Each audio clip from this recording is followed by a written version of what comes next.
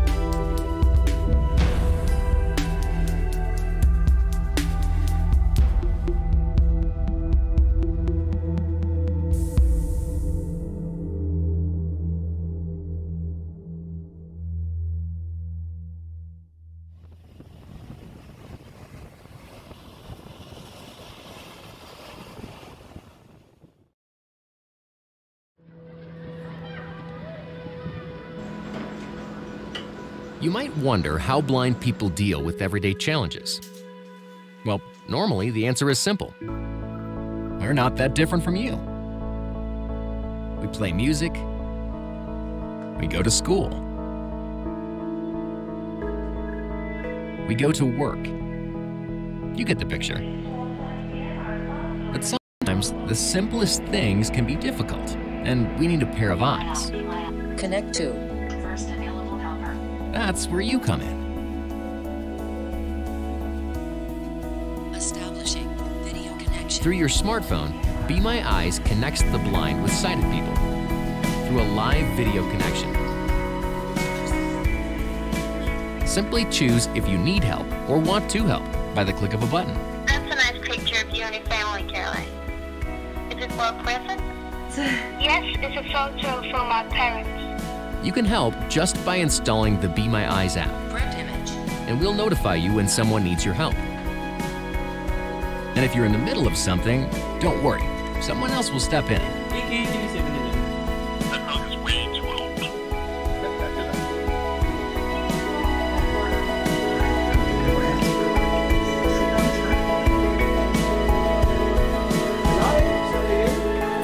So, would you care to be my eyes?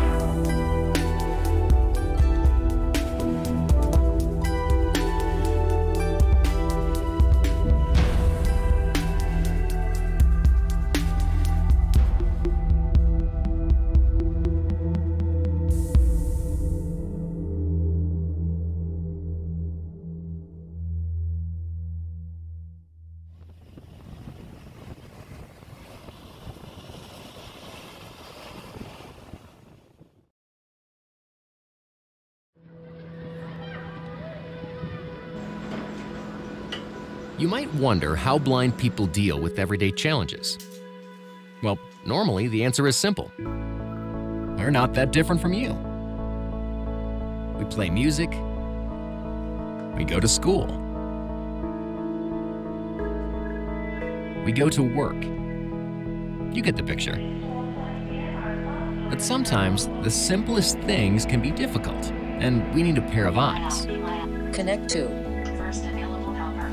That's where you come in. This is Perth Tonight with Chris Ilsley on 882 6PR. Indeed, time to catch up with our tech man, Ben Aylett. BenAylett.com is the website, by the way.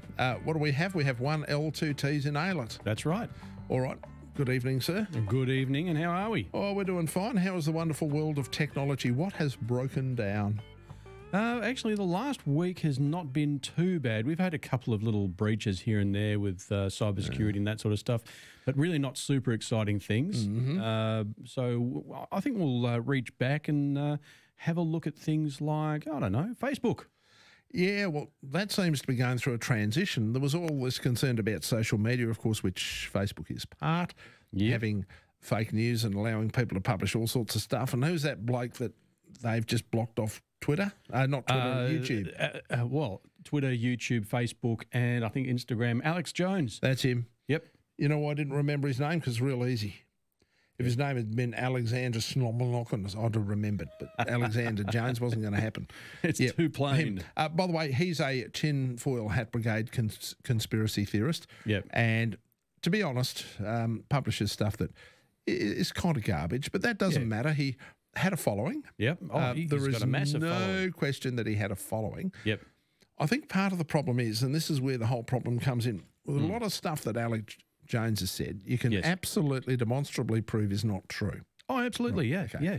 So he believes all sorts of wacky stuff, you know, that the vapor trails left by aeroplanes are chemical trails spread by the government, stuff like that. Stuff that we kind of know has Looney Tunes written after it. Mm-hmm. Yeah. That sort of stuff. And that we staged the moon landing at a studio in East Hollywood and all that sort of stuff. Yeah, we know that some of the stuff that he really subscribes to is absolute off the wall. Yes, cue the Twilight Zone music about now. I'm not sure if he actually believes the stuff that he says, though. He just says it. So you reckon he's just feeding it out there because he knows people will go for it? Yes, I'm sure. So you don't think he's a believer in his own? I think at best he probably believes only half of what he says. Is he the architect of his own disinformation, Ben? He's using disinformation and sensationalist headlines to grab the eyes and ears of the people he wants to sell protein supplements to. Sorry, just taking that cynical view. How does all this stuff wrap down to a protein supplement, though? Infowars.com, you can get whatever you want. You can get a lot of merchandise and things. I would have thought he's got selling protein drinks. Tinfoil hats would have been more profitable. Well, tinfoil hats, that'd be like Infowars hats, I guess, or T-shirts and mugs and a lot of people publish stuff from Infowars and go, take a look at this. Isn't this outrageous? Well, yes, if only it were true. However, we have gone slightly off track here. Okay, yes. But part of the problem is that what we're talking about, some of this stuff with Alex Jones, is about fact versus fiction. And I've often explained this. Having an opinion is vastly different to fact versus fiction. So, for example, if you drink arsenic, you will die. That's not an opinion. That's not somebody's subjective view on an issue. That is a demonstrably true fact, and you don't want to be the subject upon which it is demonstrated. Yeah. So therefore, if somebody were to say, you can drink arsenic and not die, that would be a very stupid statement, and it would be perfectly reasonable to say, we better take that down before somebody believes it. Yeah, it is patently harmful. Now, on the other hand, if you want to say that the present government sucks, that's not demonstrably true. That's an opinion with which others may or may not share. And nobody's life, well, some political lives do, but generally speaking, nobody's life depends on it. Yes. So therefore, having that opinion, agreeing or disagreeing with that opinion is just that, an opinion. Yes. And I think one of the problems we're running into now is we're starting to see that the line between those two things is getting blurred. The line between what is opinion and what is fact. Yes. If we're talking about fact, fine. If somebody says something that is demonstrably untrue, fine, like the example we gave with arsenic. Yes. But if somebody wants to express an opinion that one government or another is bad or good, then that's an opinion. That's not fact. No. And I think what we need to do is be very, very careful. And I'm starting to see circumstances on social media, and I had a friend of mine jump up and down about something that he posted, quite legitimately posted actually, about the recent stoush that got taken down by Facebook because somebody complained about it. Oh, okay. And I sent him a note that said, mate, jump up and down to him. Yeah.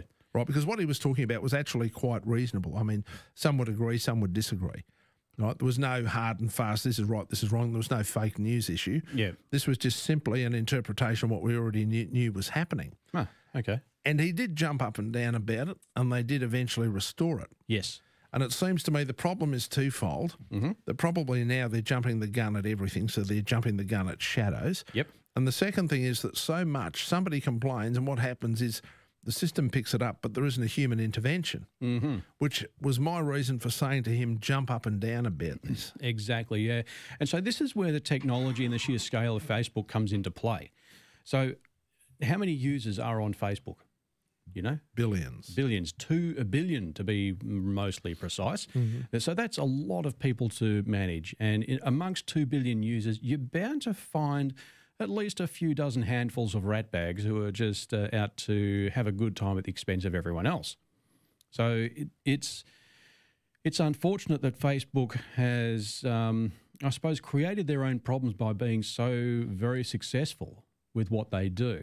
And trying to monitor the posts of 2 billion people with your own staff, that is incredibly hard, if not impossible. And so Facebook is relying largely on the user base to report things that they see that they think may fall outside Facebook's community guidelines, which we can go into later on if we like, if we have time. But basically, it's don't be a bad person type guidelines. Don't post things that are racist, like hate speech or hate crimes. Don't post violent images or videos. Well, that's really interesting because I once complained about the Perth Fight Club, which was a bunch of school kids beating the hell out of each other. Yep. And Facebook told me it didn't violate their community standards. Oh, really? So I sarcastically sent a note back to them and said, what do they need? Machine guns. Right. Okay. Did you get a response on that? I did. Yeah. I did, because they then came back and said, why are you being so belligerent? And I said, well, have you opened your eyes and seen the bloody pictures? We're talking about underage teenagers beating the crap out of each other. Which part of not appropriate don't you understand? Yeah. And the reason why I did that was because a mother of one of the kids phoned the program and said to me, what the hell can we do about it? Yeah, that's a good question. So I decided to take some action on her behalf. And we eventually got it taken down. We had to shake the tree with them. It's like, maybe it's because they're Americans and they're used to violence. Yeah. I don't know. All right. So how long ago was this? About 18 months. 18 months ago, yeah. It's been a recent change. So in the last 12 months, Facebook has started relying a little more heavily on their own AI and their own system. So when something's flagged as offensive or basically outside the community guidelines, it is automatically taken down. And then the AI might look at it and it'll try to evaluate whether it is actually worth taking down or not. And in most cases, it'll err on the side of caution and pull things down. If someone who originally posted it, if they don't agree, they can actually report it as a problem and they can actually have it reinstated. So it goes like this. So something's posted. A member of the Facebook community, and that's you, me, everyone else who's on Facebook, reports it, and then the AI looks at it, and if the AI can't determine whether it should stay up, it pulls it down. Then a complaint is lodged, and then a human operator looks at the content, and then they make that judgment call. Now, just on the human operator side of things, Facebook employs thousands of people just to moderate content that's on Facebook. Yep. And, you know, I've really got to take my hat off to these guys because what they have to put up with and what they have to view and what they have to moderate, it's pretty horrific stuff you can imagine, right? So, you know, There's a lot of stress and a lot of work going on their behalf. So to the Facebook moderators, just a quick sort of shout out. Oh, my hat goes off to you guys for what you do. It's tough work, and sometimes you probably don't get a bit of recognition for it. But hey, look, good job with what you do. All right, 92211882, the number, by the way, if you'd like to have a chat to Ben. Yeah, if you've had a post taken down, we'd like to hear about it. How did it get resolved? Or you haven't had a post taken down and you've tried to get one taken down.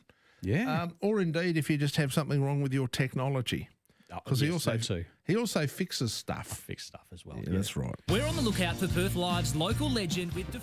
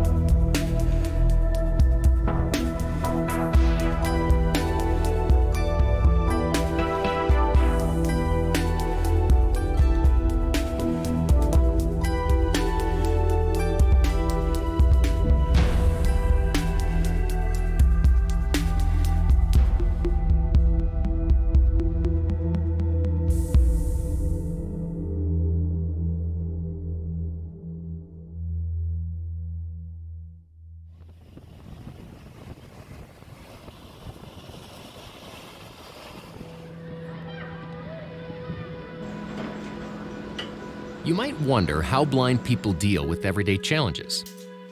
Well, normally the answer is simple. We're not that different from you. We play music. We go to school. We go to work. You get the picture. But sometimes the simplest things can be difficult, and we need a pair of eyes. Connect to. First available helper. That's where you come in. Establishing video connection. Through your smartphone, Be My Eyes connects the blind with sighted people through a live video connection. Simply choose if you need help or want to help by the click of a button. That's a nice picture of you and your family, Caroline. Is it well present? Yes, it's a photo from our parents. This is Perth Tonight with Chris Ilsley. And Ben Ailett's here talking technology. That's one L, two T's in Ailett. BenAilett.com is the website. By the way, if you'd like to have a chat to Ben, you can do that. 92211882 is the telephone number. Yep. Hello, Sharon. Hi, Chris. Hi, Ben. Hi, Sharon. Question for Ben. I had a Samsung Galaxy J3 and the screen broke. Right. So I've now bought an iPhone 6. Right. Now, I lost all my contacts on the old Samsung. Is there a way of retrieving these at all? Typically with Samsung phones and any other Android phone, the contacts are saved on Google. So if you go to contacts.google.com, you may find your contacts right there. Oh, okay. Yeah, because that's a thing with Android phones. So once you get to contacts, google.com, how do you actually find your specific? It's right there. So if I was to go to calendar.google.com, it'd have my entire calendar that I have on my phone.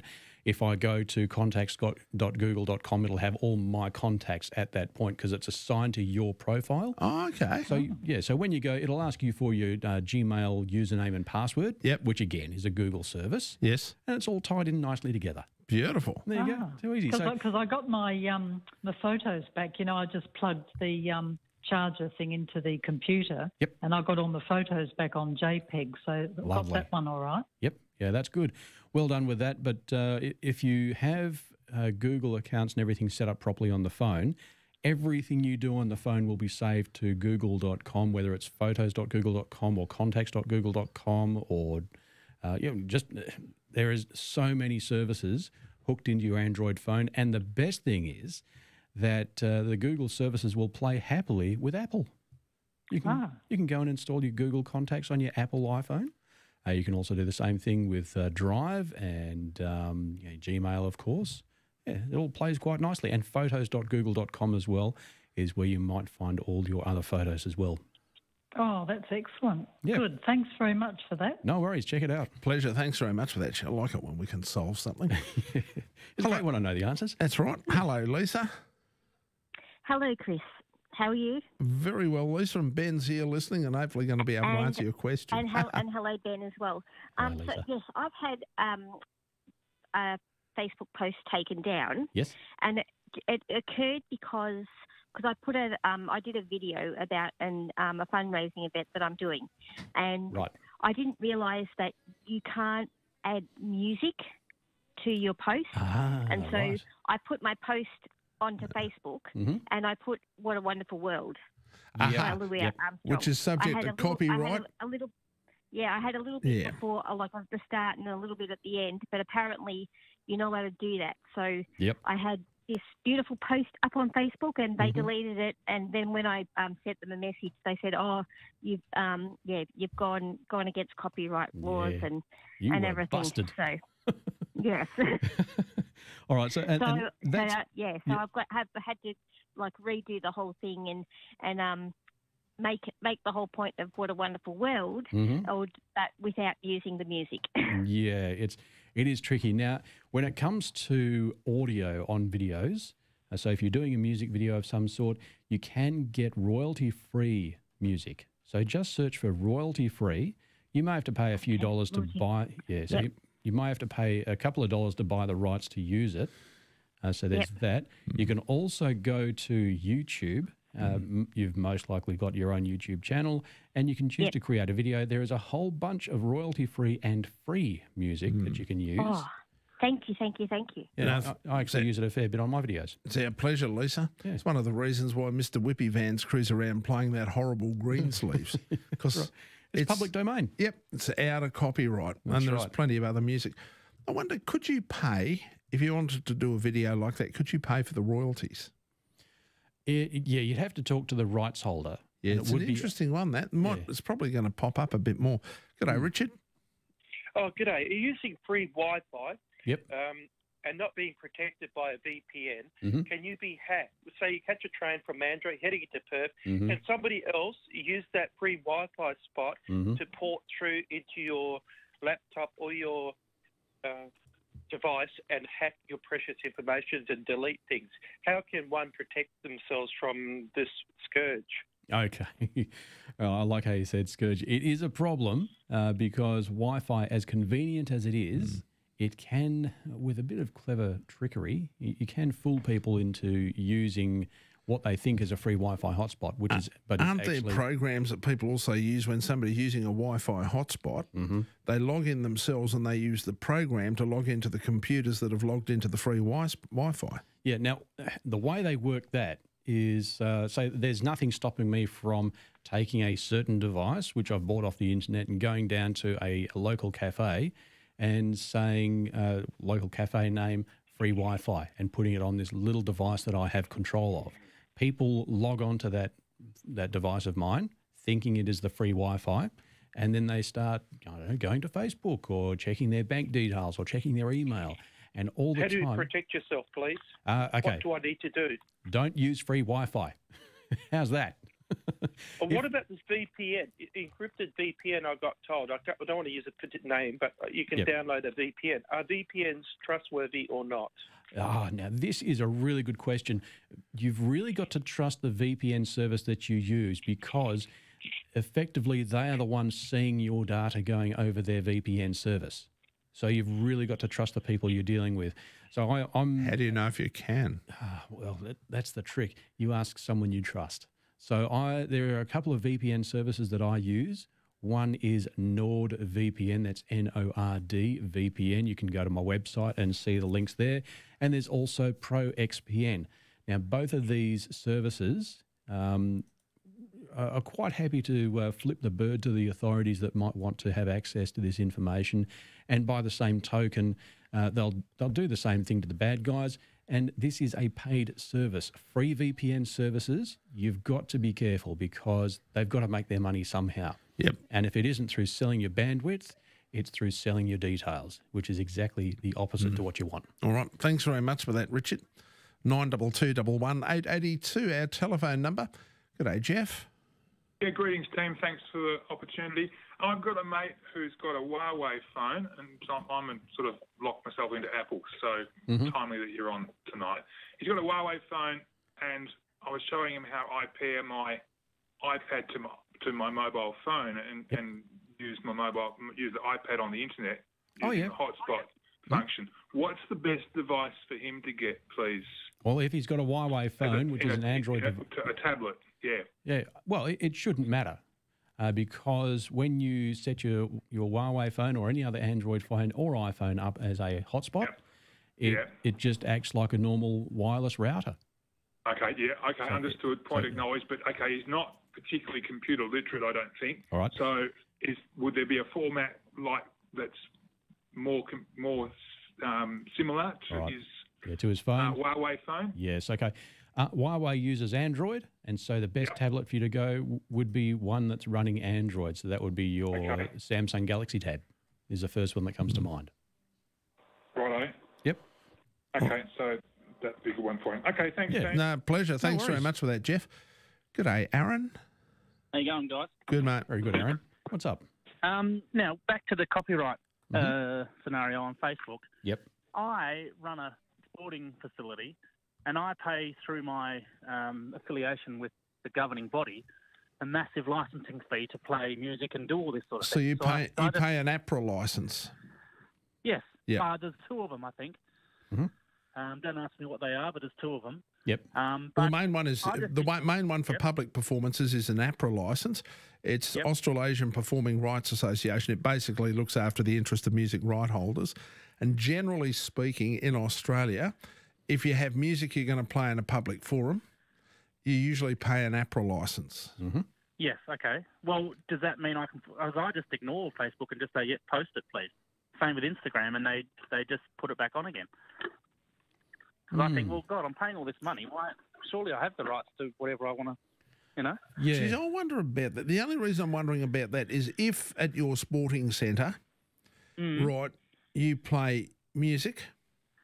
Yes. Yeah, you chuck on whatever your music is. You run your music off Spotify or iTunes or whatever. Yep. Then you're paying a fee for playing that music publicly in your premises. What I'm wondering about is if you post something on Facebook, it's going outside your premises. Yeah, that could be it. So you might have the right to play it within your private area, but when it goes onto Facebook, it technically becomes a broadcast. Yes. Which brings in a whole new different set of fees and circumstances. Have I got time for a quick another question? Yeah, why not? Yeah, go for it. Have you heard of live wine labels? Live wine labels. Oh, yes, I think I saw that. My God. Yeah, 3 or 4 weeks ago, I saw it in a bottle shop, and one of the staff were just losing their minds over it because these wine labels just landed. Yeah, I actually haven't had a chance to have a good look at it myself, but it uses augmented reality to bring wine labels to life, which is super cool. Which was the one you saw? It was like a Ned Kelly? Crimes. So the one with the convicts on there, yeah. Yes, that's it. So the convicts tell their stories, is that right? That's it, yep. It's amazing. It's unreal. Yeah, there is some really good innovation, especially in Perth. I know of a business called Pixel Case, and they are doing some amazing stuff with augmented reality, just with your mobile phone and a picture, and away you go. I love it. Aaron, thanks very much for that. 92211 882, the number, by the way, if you'd like to have a chat to Ben Aylett. Don't forget, benaylett.com is the website. That's where you'll also find all of his contact information if you need to get in contact with him and yell, help. Hi there, it's Simon Beaumont.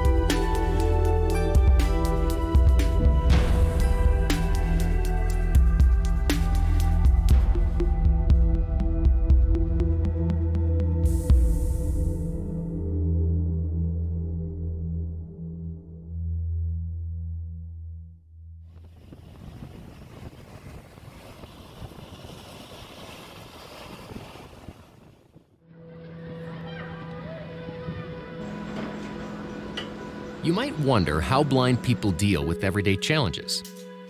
Well, normally the answer is simple. We're not that different from you. We play music. We go to school. We go to work. You get the picture.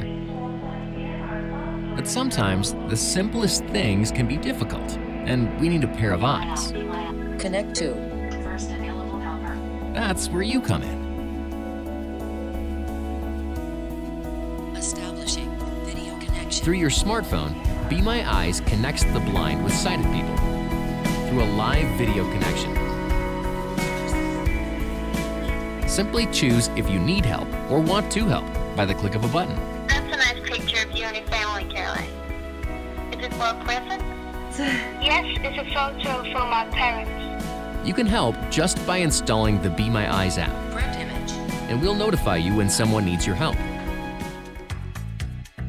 This is Perth Tonight with Chris Ilsley on 882 6PR.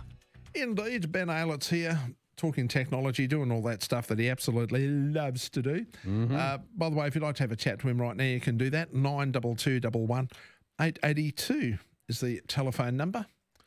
Hello, Fayette. Oh, good evening, Chris. How are you? And good evening, Ben. Good evening. Good, Fayette. Yeah. Go for it. I was wondering if is there any way you can find out who hacks into your social media, like Facebook and that? Is there any way you can find out who they are? Now, when you talk about hacking, just so we can be clear I was about to ask here, this. Yeah, I think Chris is on it. when you talk about hacking, Fayette, are you talking about gaining access to your account or cloning your account, creating a duplicate copy of it? Or both of them, actually. Okay. Okay, it is really, really hard to tell. Your best bet is to try and we'll ask Facebook, see if they can come up with any information. But really, all you might come up with is an IP address, which changes. So it's hard to pin people down, and it just means you'd probably have to convince an overseas internet service provider to hand over user data, which they won't. Which they probably won't. So. Taking action against people who hack your accounts or impersonate your accounts is incredibly hard, and it's actually something I advise against because you're starting to play in an area where, a lot of people are probably not well enough equipped to deal with people doing this sort of thing because they've got skills that we don't in some cases. Yeah. It's probably best to all you can do is set your own social media accounts up so they're really tight. Yes. And what that means, Fayette, is you set your security settings as tight as you possibly can. And so that way, people, if they're looking at your account or they're trying to clone it, they will find it very hard to access. When you have passwords, make the passwords a combination of numbers, letters, and symbols. You can do that. I've actually got an article on my website about passwords and how to manage them. So hard passwords is a first step. Another step is to be careful with what you click on. You might be getting weird messages from somebody and they send you a link for you to click. Or you might see a story that just seems so fantastic you've got to read more. And you go and click on it. It takes you outside of Facebook, but it still looks like it's part of Facebook. And then bingo, bango, they've got your details. They got you. So, okay, thank you. No, thank you very much for that, Fayette. It's a frustrating thing. It is. Actually, Bernadette got a message on her phone today, purportedly from her phone company. Oh, right. And what happened was it said, you haven't updated your information, your personal information for a while. Please click here and do it. Oh. And I laughed. And she said, what are you laughing at? And I said, well, all your personal information's up to date. It is, yes. And always. I said, this is really interesting what this clown has done. And when we had a look at it, there was one little dot. I'll tell you now, it was Virgin. And it was VIR.GIN. Everything else looked authentic, just this one dot. Oh, okay, yeah. Because I knew that there would be something somewhere, and there was. Yep. It was probably spelled VIRG.IN. That's how it was spelled, That's it, yes, yeah. And it totally changed. But a lot of people wouldn't notice that. No, they don't. Yeah. And that's actually mongrels. And that's actually a very common trick that the hackers play. I mean, even something like Microsoft, you can make an M out of an R and an N. Yes, and do you know another trick they use with Microsoft? What's that? You use a 0 instead of an O. Yep. Which is one of the reasons why I always try and get people out of the habit of saying O instead of 0. Yes. O is alphic. Yep. 0 is numeric. They are two totally separate characters. Sure are. And if you don't use them, I mean, in the old days, a lot of typists used to type O as a substitute for 0 because they could still be working within the keyboard. Well, in the old typewriter, it didn't matter. But as soon as you went to computers and word processors, it was game over. Yeah, it's very, very different. Speaking of game over, it is for this week. Oh, yes. Yes, it is. It is indeed. We'll talk again next week. By the way, benaylett.com is the website. Join 6PR's Weekend Wake Up broadcasting live at Good to Great.